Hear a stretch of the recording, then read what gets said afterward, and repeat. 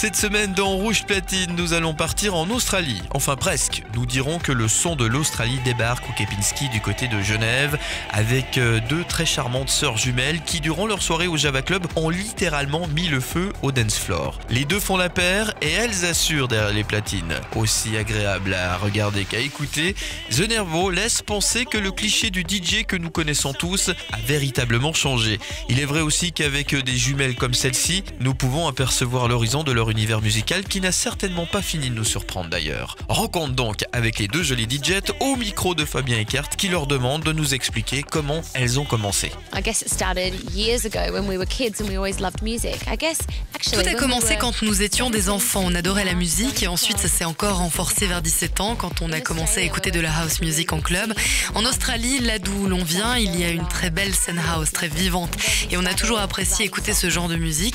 Alors on a commencé petit à petit à écrire des chansons avec des producteurs et après on s'est dit qu'il fallait produire nous-mêmes, ce qu'on a fait, le reste appartient à l'histoire. Parlons de vous en tant que compositrice maintenant. Comment êtes-vous parvenue à travailler pour David Guetta, Kesha ou encore Kylie Minogue? Okay, well, with David, it was interesting because we were working with Kelly Rowland for her album because we work with a On lot était en of train de DJs. travailler avec Kelly Rowland sur son propre album et tu sais, on travaille avec des DJ mais aussi avec des stars de la pop.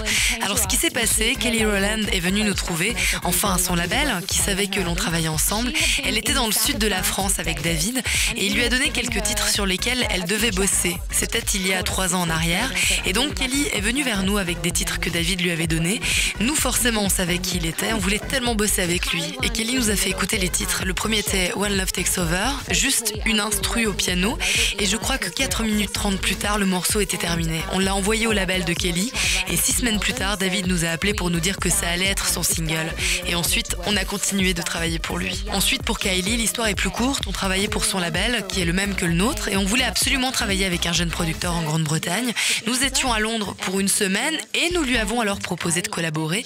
On a écrit ensemble un titre Put Your Hands Up et étant donné que Kylie et nous avons le même label, ça a été facile pour lui transmettre le titre. Elle a adoré et on va te donner un scoop, on a fait un remix du titre la semaine dernière et ce remix sera le prochain single de Kylie.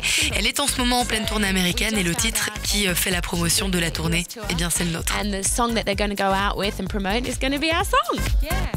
Ce qui est étrange dans votre parcours, c'est que généralement les gens commencent par mixer et ensuite ils se mettent à composer. Là, vous avez fait l'inverse. I don't know, I guess we started from wanting to produce music and C'est juste, on a fait complètement l'inverse. Ce que je pense, c'est qu'au début, on écrivait comme ça. Ensuite, la musique, et surtout celle jouée en club, nous a obsédés. Et c'est David en premier qui nous a demandé pourquoi on ne passait pas derrière les platines pour mixer.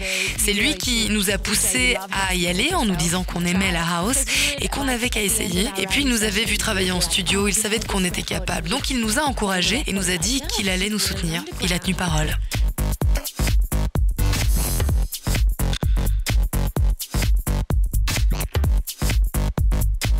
Comment décririez-vous votre musique? it depends, like if you mean like the music we play, like when we Ça dépend de quelle musique tu parles. Si c'est celle que nous jouons en tant que DJ, c'est définitivement de la house. Si on joue dans des festivals, ce sera plus indie, peut-être plus dur aussi. Mais la conclusion reste que l'on aime la house. C'est déjà génial de pouvoir jouer la musique qu'on aime. En ce qui concerne la musique qu'on écrit, ça dépend pour qui ou avec qui on l'écrit. Ça dépend aussi beaucoup de notre état d'esprit. Si tu prends tous les titres qu'on a écrits ces 6 dernières années, tu sauras exactement à quelle étape de notre existence on était. Fâchée, déprimée, cassée, amoureuse ou excitée. excited. Yeah.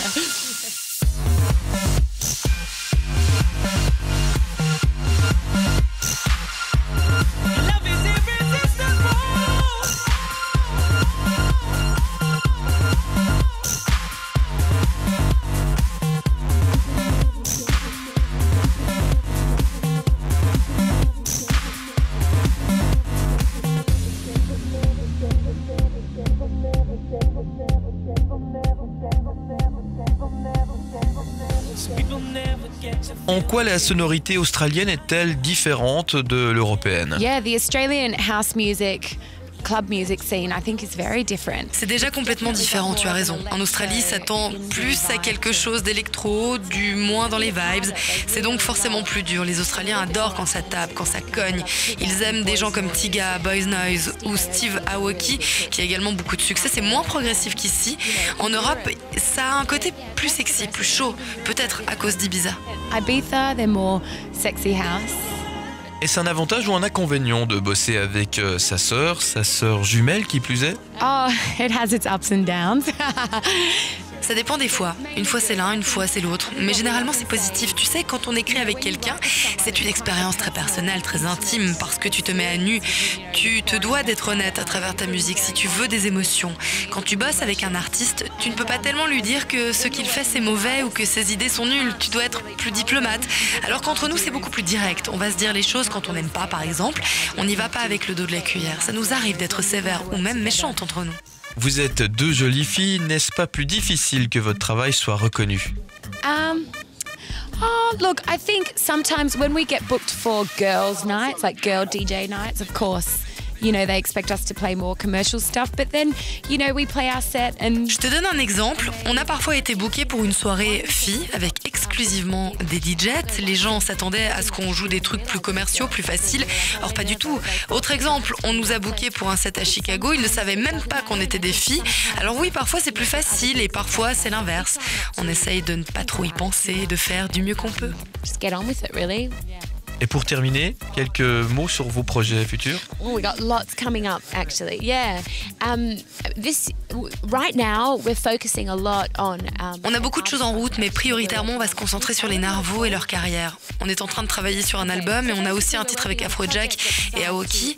En ce qui concerne nos futurs projets, il y a une nouveauté, c'est que désormais on chante. On a un peu peur de ce que ça va donner, mais on aime la tournure que prennent les événements.